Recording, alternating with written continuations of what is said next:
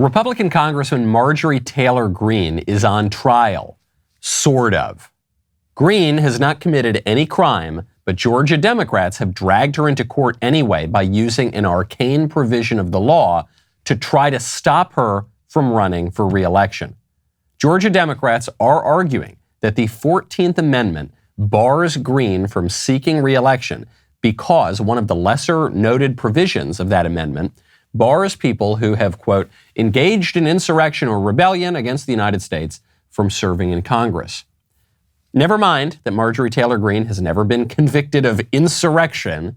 Never mind that she's never been charged with insurrection. Never mind that she never engaged in an insurrection. These Democrats are arguing that because Marjorie Greene raised questions about the 2020 election, you know, the election where they changed all the rules right beforehand, that one, because Marjorie Taylor Greene raised any of these questions, because the horn hat guy took pictures in the Capitol on January 6th, that somehow disqualifies this popular congressman from holding office. You probably have not heard of this provision of the 14th Amendment of the U.S. Constitution because it has not seriously been used in about 150 years. Hasn't been used really since Reconstruction. In the years after the Civil War, the Union worked to prevent former Confederate officials from holding office. And then since then, the provision has hardly ever even been mentioned until now. Just this year, Democrats in North Carolina tried to pull the same stunt to keep another popular Republican congressman, Madison Cawthorn, off the ballot there. Indiana Democrats tried to keep Republican Jim Banks off the ballot. The courts, fortunately, in North Carolina and Indiana were both responsible enough to laugh this scheme out of court. Georgia, on the other hand, is letting the circus proceed. And you know that the term 1776 is actually a term that's sometimes used in politics today. I don't know if you've noticed our state seal here in Georgia. I know you're not from Georgia, but as you can see, we enjoy our history and we're proud of our freedoms. 1776 is on our state seal. Great. And it's also a term that's used in political discourse in America today. I don't use it as a term of violence. But you use it as a term, right? So the Democrats, if you couldn't catch what he was doing there, the Democrats are insinuating that if you endorse the number 1776, that you're an insurrectionist. That if you endorse the year of the American Revolution, you are somehow an opponent of America. You're anti-American if you support the American Revolution. So imply the Democrats. It doesn't just stop there. That wasn't Marjorie Taylor Greene's crime was not merely using the phrase 1776, which, as she points out, appears on the state seal.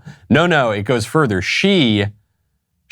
Her strategy around Independence Day was even more insidious. The last thing you say in the video is, we aren't a people that are going to go quietly into the night. Do you recall that part? Yes. Okay. Now, that phrase, we aren't a people that are going to go quietly into the night, that's not something that you came up with on your own, is it? I have no idea what you mean. Well, that's something that you borrowed from a movie script, right? I don't know what you're talking about. Okay. You borrowed that line from the movie Independence Day, right? No. Wow. Let's go to the videotape as well. This is what they're getting her on. They're dragging a member of Congress before a judge to suggest that some of her lines, the sort of now even cliche, very popular lines she's using, are from a movie like Independence Day. By the way, the line goes back much further than Independence Day. Ridiculous as it sounds, this stunt may actually work, and no one's talking about it, and it is a major threat to our electoral integrity. This could, theoretically, make it all the way up to the Supreme Court if a lower court does not strike this stunt down first. It doesn't look particularly good for Democrats who know that they can't beat Marjorie Greene in an election, so now they're just trying to pervert the law to prevent voters from having the chance to elect her in the first place. But it's not just about Greene, and it's not about Madison Cawthorn, and it's not about Jim Banks, and actually, in my humble opinion, it's not about 2022 at all. This is so clearly a test run by Democrats to see if they can keep Donald Trump off the ballot in 2024 for the same reason. It's an admission that Democrats don't think they can beat him fair and square. It's an admission that they're willing to bend the law and pervert the electoral process to maintain power. And dare I say it, I don't want to get in trouble, dare I say it, it's an admission that maybe the people such as Greene, who doubted certain aspects of the 2020 election, had every right to be skeptical. I'm Michael Knowles, this is The Michael Knowles Show.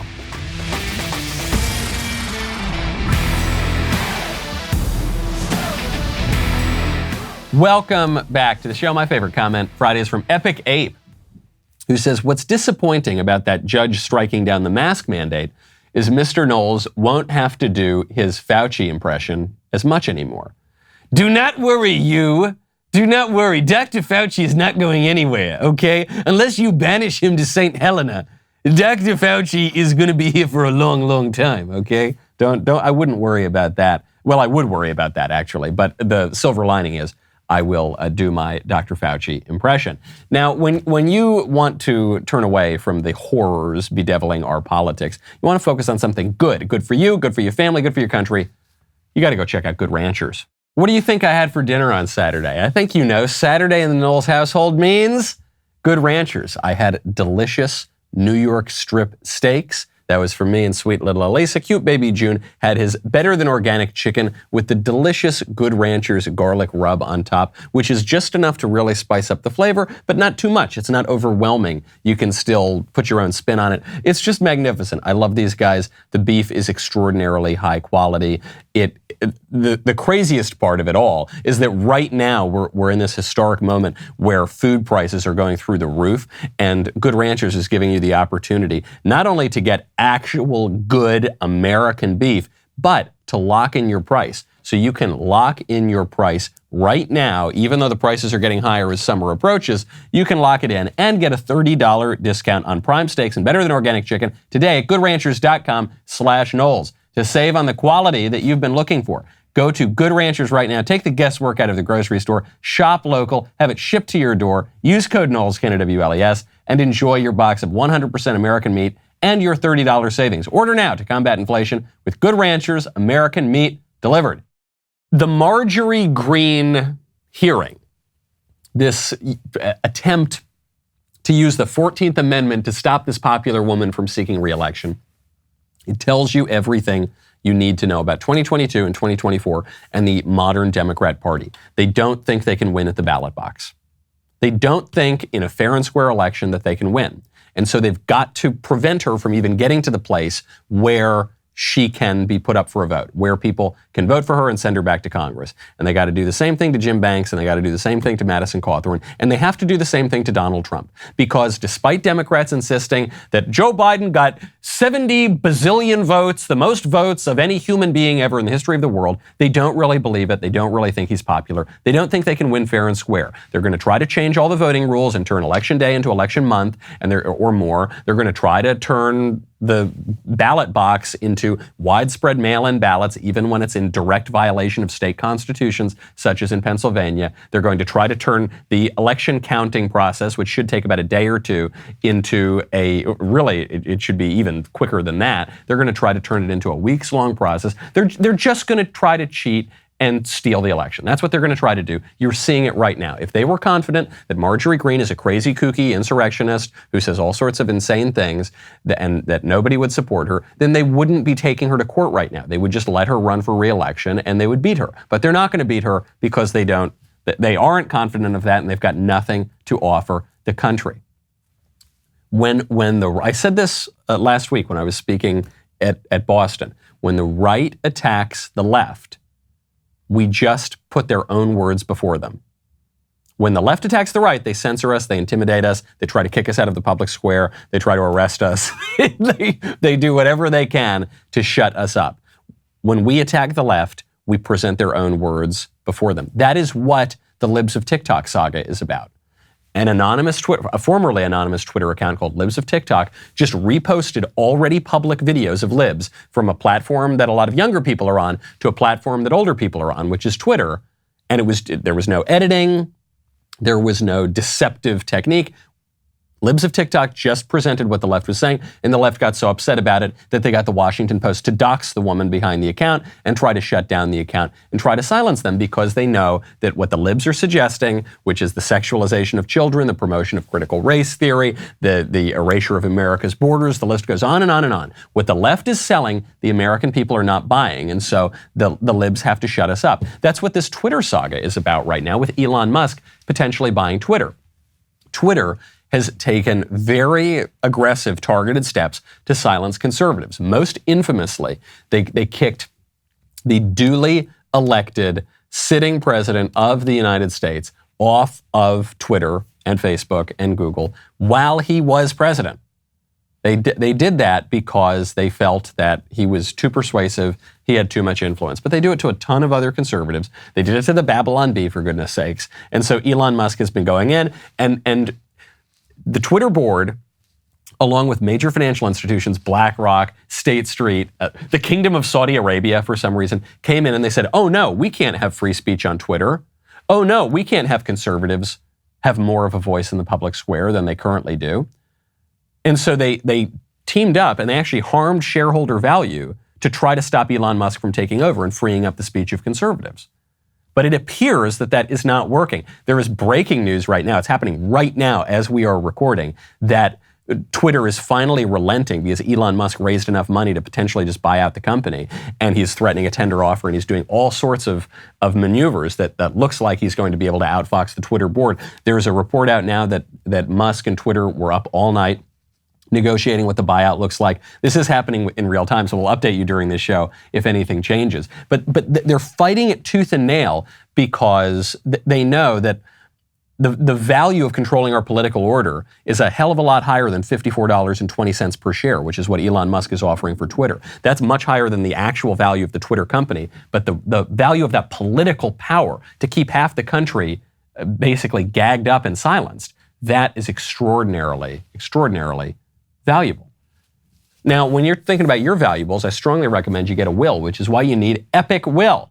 Right now, go to epicwill.com, use promo code Knowles. If you're listening to this show, something tells me you're pretty tuned in with politics. You care about what happens to your country. You care about what kind of country you're going to leave to your kids and to your kids' kids. Well, on a really basic level, have you decided what's going to happen with your personal legacy? What's going to happen with literally your kids if something should happen to you? You got to get that in order first before you worry about those big political questions. It's why you need to set your will. If you have not made a will yet, you are not alone. But we're going to make it super easy for you at epicwill.com when you use promo code Knowles. We are extremely excited that Epic Will is partnering with us at the Daily Wire. They're protecting our staff and our families. Let them protect yours. epicwill.com. Use promo code Knowles. That's how easy it is. You just secure your future in as little as 5 minutes. You get a complete package starting at $119. It's an incredibly good deal. When you use promo code Knowles, you will save 10%. epicwill.com. This will be the most important 5 minutes you spend today. Libs of TikTok has just gotten a death threat. Libs of TikTok, look, a lot of people on the internet get death threats. Some of them are more credible than others. This one seems credible to me. It was from this anonymous account that says, assassination mode activated, activation word Libs of TikTok target. Then they mention this woman's name, some personal information, begin operation, and it's a picture of a guy holding what is either a fully automatic weapon or at least a pretty serious looking black rifle. Well, why would this be a serious assassination threat? Because the Washington Post doxed the woman and even hyperlinked to her physical address.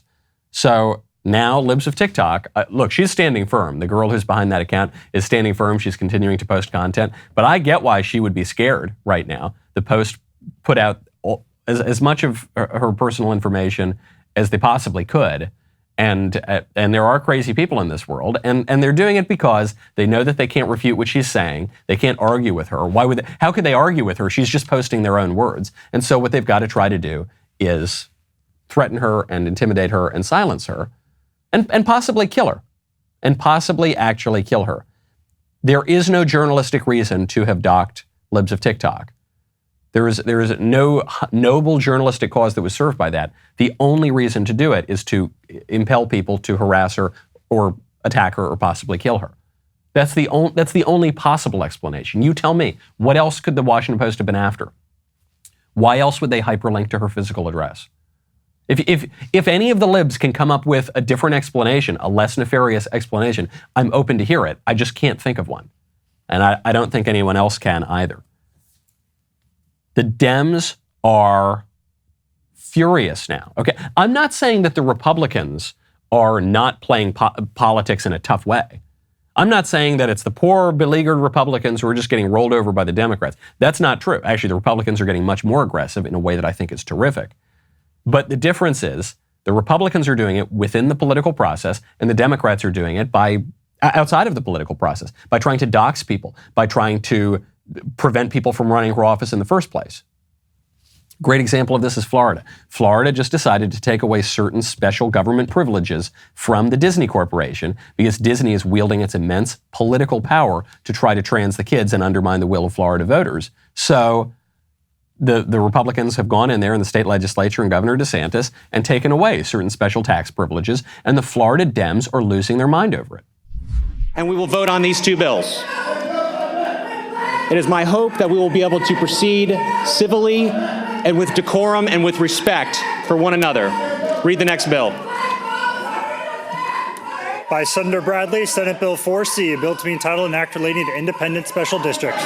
Members, we will either go into structured debate or we will call the previous question. Representative Renner, you're recognized for a motion.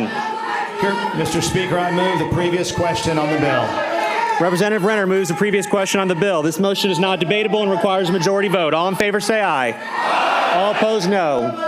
Show the motion passes. We will now proceed to call the previous question. Wow, I think it was, remember that girl from Election Night 2016, the one in the kind of neon jacket who, when Trump was announced as the winner, she goes, no, and she screams to the sky. I think she must now be an elected member of the Florida legislature on the Democrat side, because that's what no, you can't take away special privileges from a $200 billion corporation. No. I'm old enough to remember Occupy Wall Street. Do you remember that? That was the big leftist cause du jour in 2012, 2013, when the libs were protesting the big corporations and the terrible stinking corruption, and how the big corporations were in bed with big government. Remember that? And now they are demanding that the government give special privileges to some of the biggest corporations. I love what happened in Florida. I think it's absolutely terrific. I'm glad that the state legislature took away the special privileges from Disney. It is a slightly complicated issue in that it's not going to take effect for a year. There's a fair chance that if the special self-governing district that has conferred these tax advantages to Disney, if that goes away, then the debt that was incurred by that self-governing district will actually fall to the taxpayers of Florida. So that's possible. That's one reason that maybe it's actually not going to work out in the end. There is a debate also raging on the right and among people from pretty different political backgrounds. Jeremy Boring, God King of the Daily Wire, is in principle basically opposed to what the Florida legislature did. Jenna Ellis, lawyer for President Trump, also basically opposed to what the Florida legislature did. I myself am for it. I think it's good, but I recognize it's a nuanced kind of situation. Ben, I think, is basically for it, but the fear is this. Here is the fear that some people on the right are raising, that this is just retaliation by the Florida legislature because this corporation used its massive political influence to say something that, and to exercise its political speech in a way that the government didn't like. Yes and no. Yes and no. One, I think that's how politics works generally. I think that big, powerful interests, whether it's in government or whether it's in technology or whether it's in entertainment or whether it's in corporate America writ large, or whether it's in the media or wherever, I think that they exercise their power. And politics is a lot more than just the government or just the agencies or just the legislature. That politics is really how all of these interests interact together. Politics is just how we get along together in public life. So I have no problem if Republicans and conservatives have been completely ousted from every major center of power, and the only thing that we can hold on to these days is pretty much just the legislature occasionally, the governor's mansion occasionally. Then that's where we should exercise our power. I have no problem with that. If you're more of the libertarian persuasion, maybe you have a little bit more of a problem. I certainly don't. I'm not a libertarian. I'm lowercase c conservative, so it doesn't really bother me. But I do recognize that there can be a fear here. Well, what happens when it's a conservative company? Let's say it's, I don't know, Domino's Pizza. Are they conservative? I think some of the pizza companies are, at least, right? Any the Daily Wire. Let's say the Daily Wire wants to exercise our political speech. What if we're punished by the government? I don't think that quite holds up here, because what the government is doing is not issuing a new penalty on Disney. It's not that the government is going in and saying, okay, we've got a special Disney tax. We got the groomer tax, and the groomer tax is going to be paid exclusively by Disney. No.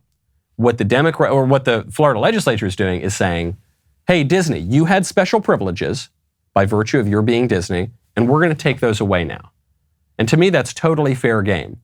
If a corporation wants to get in bed with the government and wield its immense political power to get special privileges from the government, and then wield its political power to try to groom the kids and oppose what the voters of Florida want, don't be surprised when the privileges go away. Regardless of where you stand on this debate, though, it should be clear as day. The way Republicans are fighting here very aggressively is within the political process. Unlike the Democrats, who are doing it outside of the political process, who are doing it by silencing politicians on social media, who are doing it by trying to kick politicians off the ballot using BS provisions of the law from 150 years ago. The way they're doing it is outside of that process because they think that they're going to lose. But Republicans are getting pretty tough. I love this story. This out of Texas. Governor Abbott, Texas Governor Greg Abbott, he's got this historic influx of illegal aliens pouring over the border. We had 2 million illegal aliens come in last year. We're going to blow way past that number this year. And so what Abbott is doing is just sending buses of them to Washington, D.C. I think this is great. It's a wonderful use of power. You could have some people who are really into the nitty-gritty of the procedure saying, no, come on, this isn't fair. This is an illegitimate use of government power. I don't think it is. I think it's one of the few ways that the states can still wield any power against the federal government. States' rights have been extraordinarily weakened in America, certainly since the passage of the 17th Amendment allowing direct election of senators, but really for the whole history of the 20th century and early 21st. So if the best thing a state can do is send buses of illegals to D.C., that's fine. I wish they would send them to Martha's Vineyard. I wish they would send them to Southampton, but we can take what we can get. Now, if you want to exercise your power in how to knock down the libs, you should learn how to debunk their arguments. You can do it in 15 minutes or less with Ben's show, Debunked. That's right. Ben has been busy working on season 2 of Debunked. It is extremely informative. The first episode debunks the common leftist talking point that the rich don't pay their fair share of taxes. And it's available now only at dailywire.com. Check out this sneak peek. You look at guys like Elon Musk and Jeff Bezos and Scrooge McDuck. Exactly. When it comes to taxes, the rich do not pay their fair share, man. It's a familiar scene, isn't it? A liberal friend, coworker, cousin home from college uses your dinner party to serve up a word salad of leftist mantras. Don't suffer through the bad political theater. Join me every week, and in 15 minutes or less, I will arm you with the facts to counter the most common leftist claims, so you can stand up for what you believe. Well, what is a fair share? By nearly every measure, the U.S. has the most progressive system of taxation in the world. I mean, the top 40% of earners pay 95% of all federal income tax. So they actually pay more than their share of income. So what part exactly do you think is unfair? I think they should just pay more. Bravo. Become an expert. Debunked, Season 2. Only on the Daily Wire. Okay, as a mathematician and a physicist, I think I'm pretty qualified to say. That's actually the first time I've seen that clip. Really, really great stuff. Even beyond learning the political arguments, I just want to see more of the conversation. I just want to see more of the lib guy talking to his host. That's captivating stuff. If you're not already a Daily Wire member, head on over to dailywire.com/subscribe. Use code DEBUNKED for 20% off. Ben created this show to give you the confidence to counter every argument your crazy leftist friend throws your way. He's ready to debunk 9 more arguments with you over the coming weeks. Use code DEBUNKED, DEBUNKED for 20% off your Daily Wire membership today. We'll be right back with a lot more.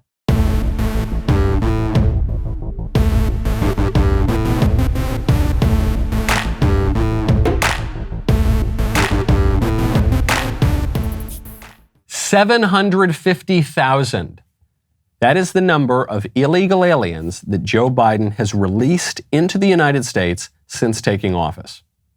That is not the number of illegal aliens who have come into the United States since Biden took office. That number is more like what? 2.5 million or something, or more, probably more than that at this point. No, 750,000 is the number of illegal aliens that Joe Biden and his administration caught that they then just released into America.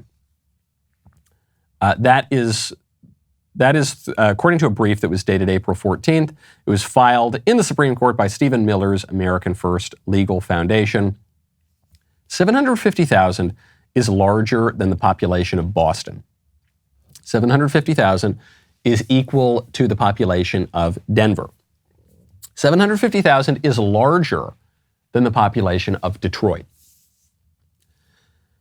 Every, 15 months, 16 months, Joe Biden is dropping a new major American city worth of foreign nationals into this country. And he's doing it not necessarily because they're going to vote for him in the next election, though some of them might. This is how you know that the Democrats are banking on illegal aliens voting in elections, is when they tried to pass their big omnibus election bill. They made it such that people would be registered to vote automatically. And they said illegal aliens will not be registered to vote, but illegal aliens will have immunity, they'll have amnesty if they are registered to vote. So they won't face any legal consequences. But I thought they weren't going to be registered to vote in the first place. Well, no, they're not. But then, so why do you need to protect them when they are? Well, because. So they're counting on some illegal aliens voting in the upcoming elections. But really what they're banking on is the long game. They know that because our view of birthright citizenship today in 2022 in America means that these illegal aliens' kids will be U.S. citizens and they can vote. And we know, just statistically speaking, that these kids and grandkids are going to be overwhelmingly likely to vote for Democrats. Reagan said 50 years ago now almost, that that Hispanics are Republicans, they just don't know it yet. We've seen movement of Hispanics to the Republican camp, but nowhere near the kind of numbers that we would need to justify the illegal immigration.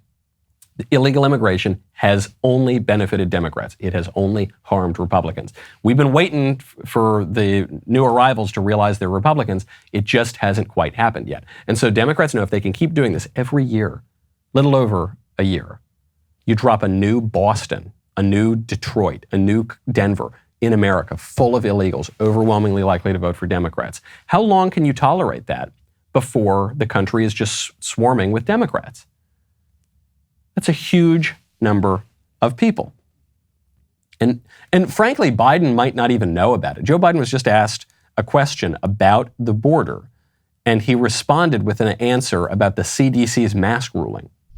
On Title 42, sir, are you considering delaying lifting Title 42? No, what I'm considering is continuing to hear from well, first of all, there's going to be an appeal by the Justice Department. Because as a matter of principle, we want to be able to be in a position where if in fact it is strongly concluded by the scientists that we need Title 42, that we be able to do that. But there has been no decision on extending Title 42. So Joe Biden clearly just doesn't know what Title 42 is. And Joe Biden clearly just doesn't know what the reporter was asking him. Title 42 refers to a provision of the law that regulated how illegal aliens could cross the border given the pandemic. So it was a way to use the public health lockdowns and the public health emergency to in some way sort of possibly curtail illegal immigration. You saw that at the end of the Trump administration and then into the Biden administration. So the question about Title 42 is really about how come illegal aliens are not subject to COVID measures now, but American citizens still are. Because you want American citizens to be locked down, but you don't want the border to be locked down because illegal aliens flooding over the border helps you politically. That's what the question's about. And Joe Biden had no clue what this person was talking about. And so he thought that the question was referring to the judge lifting the public transportation mask mandate. It reminds you that in politics, a lot of it's ideological, a lot of it's about vision for the country, but there is an aspect of the job that just comes down to basic competence, and Joe Biden doesn't have it. He was never the sharpest tool in the shed. The dude was always a doofus for his entire 50 years in politics. Everyone made fun of him. Barack Obama is still making fun of the guy. He was the laughingstock when Obama came to the White House. Obama just came back to visit at the White House. No one wanted to talk to Joe Biden. Joe Biden was just stumbling around trying to get into conversations. Obama's pushing him away because no one has any respect for this guy. He's not wielding a ton of power himself. He's a joke, okay? And he's not competent, and his brain is made of pudding. I hate to put it in such harsh terms and so bluntly, but that's the way it is. And so this is another reason why America's enemies are advancing right now, is because you've got this guy at the helm of the ship of state who is not in control of himself, who doesn't really know even basic aspects of his own policy. He came back later on when someone told him that he made this mistake, and he said, I want to clarify that in comments at the conclusion of my remarks this morning, I was referring to the CDC's mask mandate, and there's no Department of Justice action on Title 42. Yeah, of course. We all knew that. We knew. Don't worry, buddy. Go back to watching Matlock. Go back to your nice comfy armchair with a nice warm glass of milk. We know that you're not really the one calling the shots here. We know that the blob is just kind of operating on its own, and you are nothing but a vague and disappearing figurehead. They are going to try to lock down again, though. Regardless of what Biden wants or doesn't want or knows or doesn't know, the libs are going to try to lock down again. They're furious that this Trump-appointed federal judge lifted the mask mandate, struck down the CDC's stupid mask mandate. They're furious because the mandates and the lockdowns and the whole COVID regime makes it a lot easier for them to hold on to power. I told you this from day one. I hate to say I told you so. I hate to put on my Nostradamus hat and my crystal ball and tell you what's going to happen, but I said it from day one. Even when there were many conservatives who said, the masks aren't political. It's just about public health. It was never about public health. It was always just a political symbol. And it was a political symbol to justify upending all the ordinary standards, all the way of life, shutting down businesses, completely rewriting the rules for elections. I knew even in recent months when they said, okay, we're going to go back to normal now. No, you're not. You haven't gotten rid of the national emergency authorization. You haven't really taken away Fauci's power and the CDC's power. They didn't want to lift the mask mandate. They're still trying to extend it. Just another 2 weeks, right? Where have we heard that before? Just another 2 weeks to slow the spread. So it wasn't real. It was hurting them in the polls, so they tried to be a little subtler about it, but they want to bring this thing back. They have to bring this thing back. And they are in certain liberal places. LA just reinstated the mask mandate at the airports and on the public transportation. How can they do that? I thought that the judge just shut it down. Well, you're now seeing a political battle between the CDC and a federal judge and LA County. And so LA County now is responding to the judge and saying, no, actually, you're going to have to put your masks back on again. Expect to see this. If LA County gets away with it, expect to see this elsewhere around the country. What was the argument? Well, according to not the supervisor of LA County, not the mayor of Los Angeles, not even the governor of California, according to the LA County Public Health Director, Barbara Ferrer, she said public transportation hubs that are indoors are places where there is A, a lot of mingling, B, they're often crowded, and C, in some of those settings, it's really hard to have adequate ventilation. They are the experts, the CDC. They made a determination that at this point, having that requirement in place is necessary for the public's health, and that resonates with us, and so we're going to reinstate it. They're the experts. First of all, airplanes have never been a major source of COVID spread. Whatever you think about COVID, the libs were always waiting for airplanes to be the big source of spread. It never happened. Totally never happened. Never mind the hypocrisy that the libs were encouraging BLM riots, without masks, by the way, but they were shutting down all of the conservative places. You leave open the pot dispensaries, you close down the churches, never mind all of that hypocrisy. Just focus on that word experts. They're the CDC, they're the experts. Are they? I doubt their expertise, frankly, even on disease at this point, because they've held every wrong answer on COVID for the past 2 years. But furthermore, they're not the experts when it comes to setting policy. They're at least not supposed to be. We're supposed to be the experts. This is self-government, or at least it's supposed to be. The masks and the public transport rules and the lockdowns, that is a political matter. And in self-government, in republics, political matters are supposed to be decided by us, the people. We are the experts.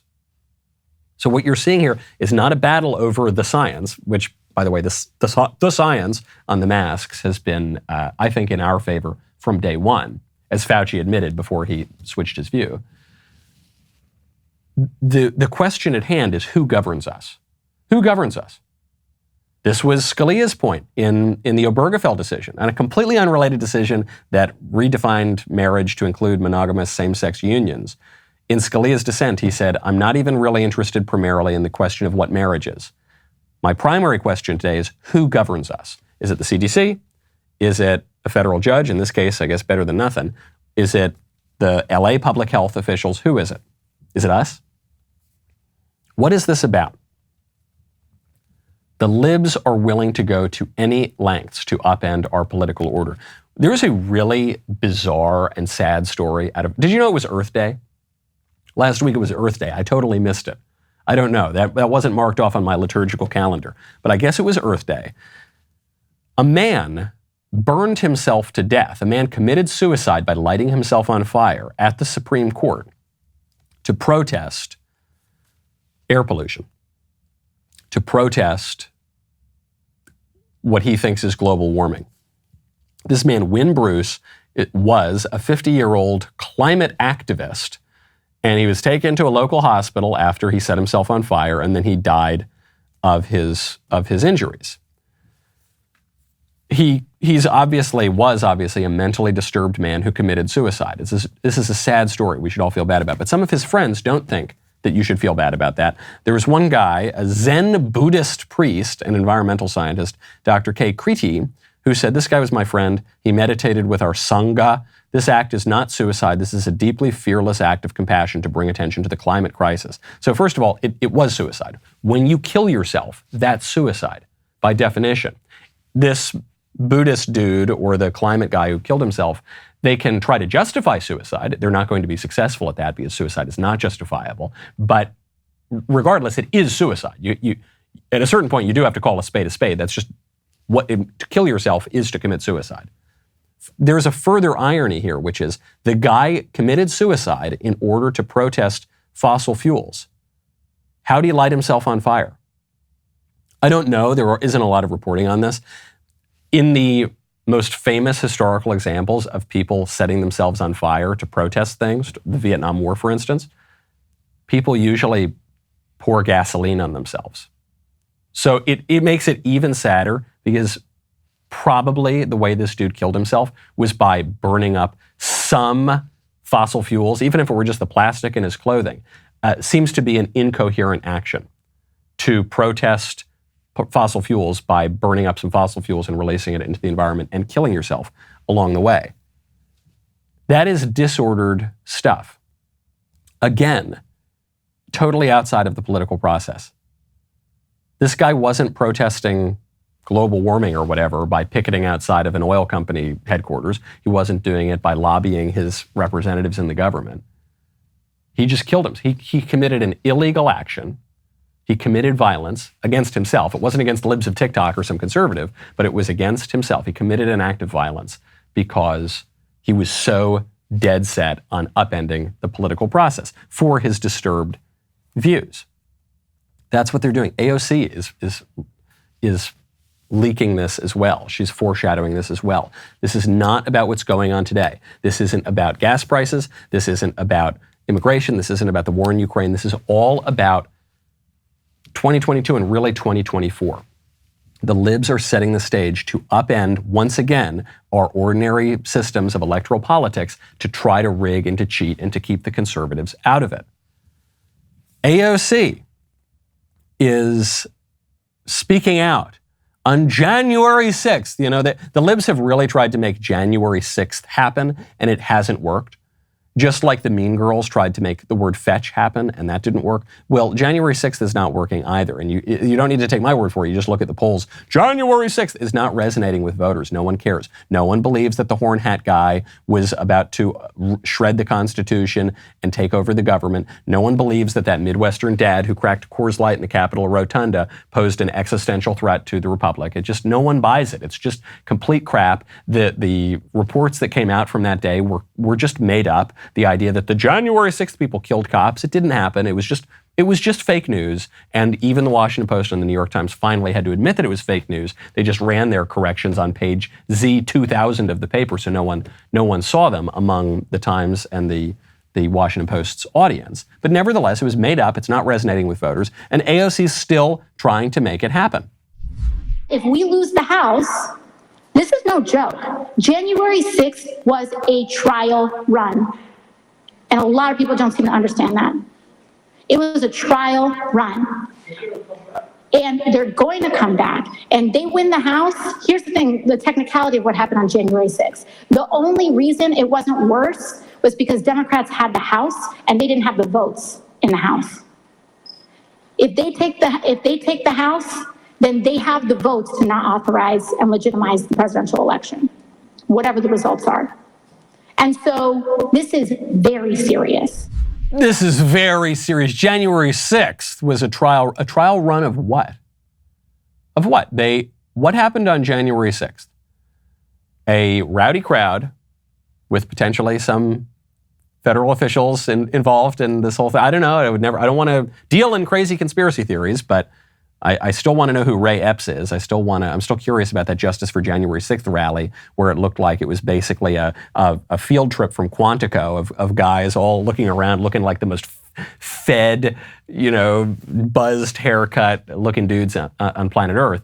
I am curious, and I think a lot of congressional Republicans are curious about the FBI's role in January 6th. I think we're curious as to who planted the bombs. Remember, we were told that there were bombs planted outside the DNC headquarters. Well, what happened with that? Did we ever catch the guy who planted the bombs? That seems like a pretty big deal. Shouldn't we know? There are a lot of questions. But we do know that the feds just got caught setting up and entrapping people and trying to create a plot to go kidnap Democrat Governor Whitmer in Michigan. We do know that. We do know the feds do this. We do know there was some involvement. Anyway, I'm just raising questions.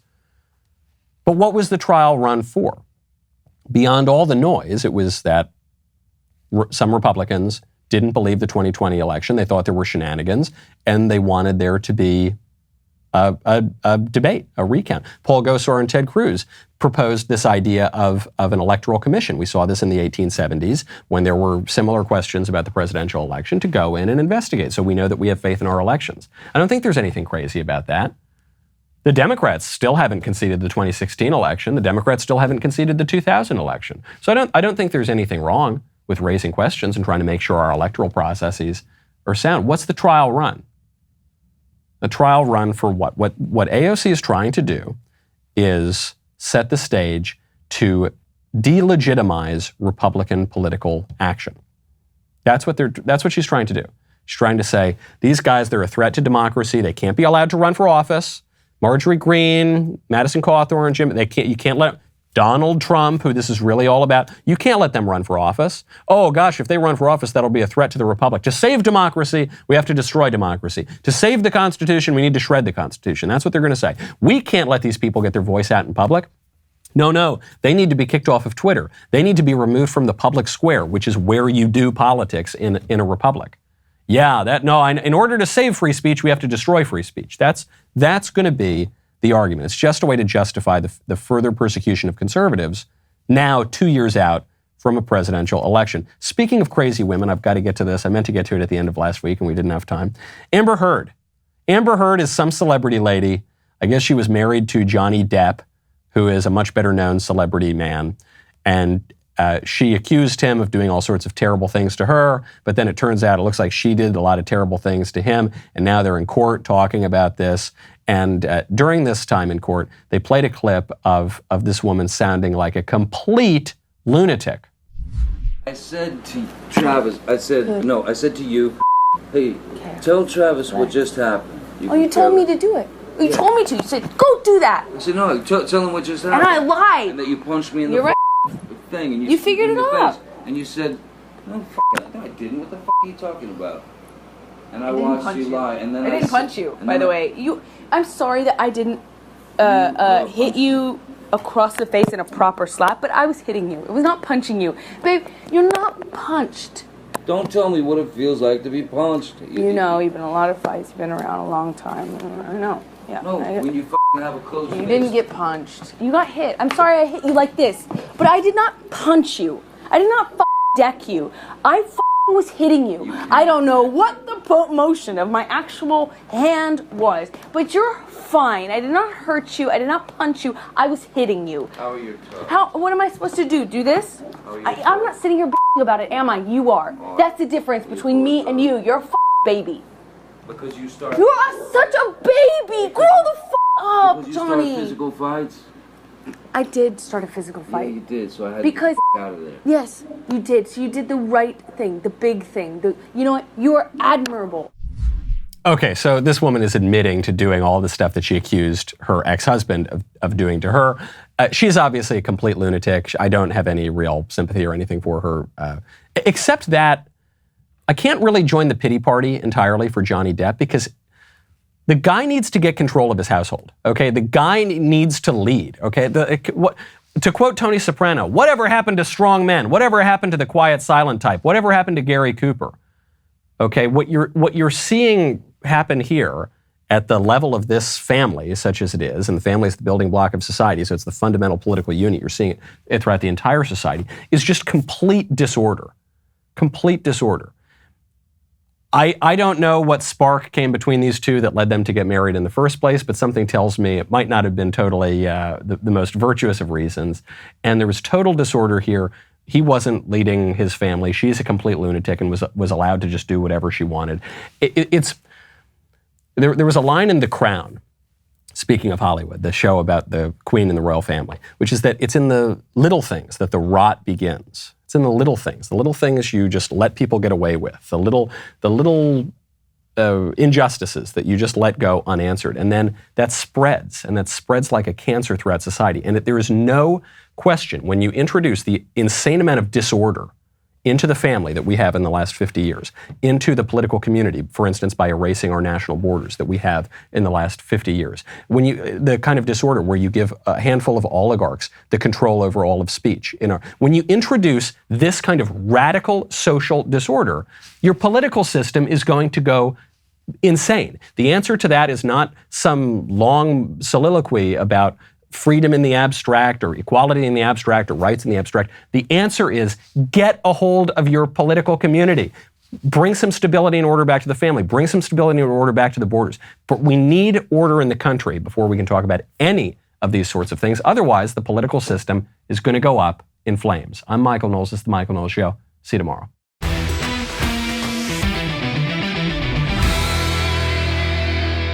The Michael Knowles Show is produced by Ben Davies. Executive producer, Jeremy Boring. Supervising producer, Mathis Glover. Production manager, Pavel Vidovsky. Editor and associate producer, Danny D'Amico. Associate producer, Justine Turley. Audio mixer, Mike Coromina. And hair and makeup by Cherokee Hart. The Michael Knowles Show is a Daily Wire production. Copyright Daily Wire 2022. On the Matt Walsh Show, we talk about the things that matter, real issues that affect you, your family, our country, not just politics, but culture, faith, current events, all the fundamentals. If they matter to you, come check out the show.